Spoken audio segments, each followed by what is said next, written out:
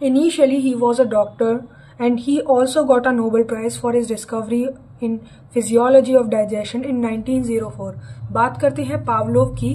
Pavlov की theory का नाम था कंडीशनड रेस्पॉन्स थ्योरी या CR conditioning, ancient conditioning, respondent conditioning, type S theory भी इसको बोलते थे। याद रखने हैं आपको ये सारे नाम, एग्जाम्स में बहुत ज्यादा इंपॉर्टेंट है।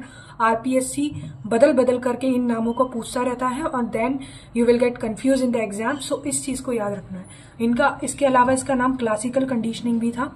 बात करते हैं इनके एक्सपेरिमेंट की। इन्होंने जो एक्सपेरिमेंट किया उसके अंदर कुछ टर्म्स को पहले क्लैरिफाई कर लेते हैं। What is unconditional stimulus, what is conditional stimulus, what is unconditional response and what is conditional response.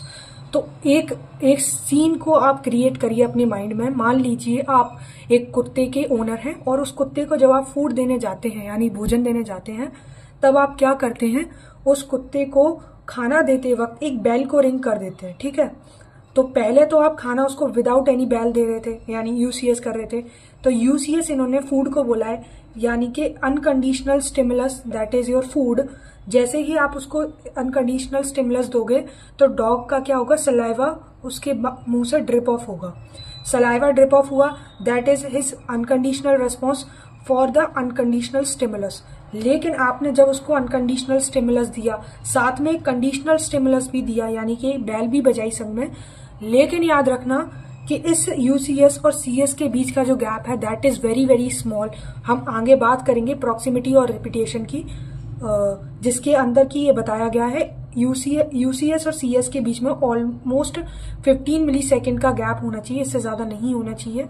तो यानी साइमल्टेनियसली, अप्रोक्सीमेटली साइमल्टेनियसली आपको ये दोनों प्रोसेस को करना है और विद द रिपीटेशन।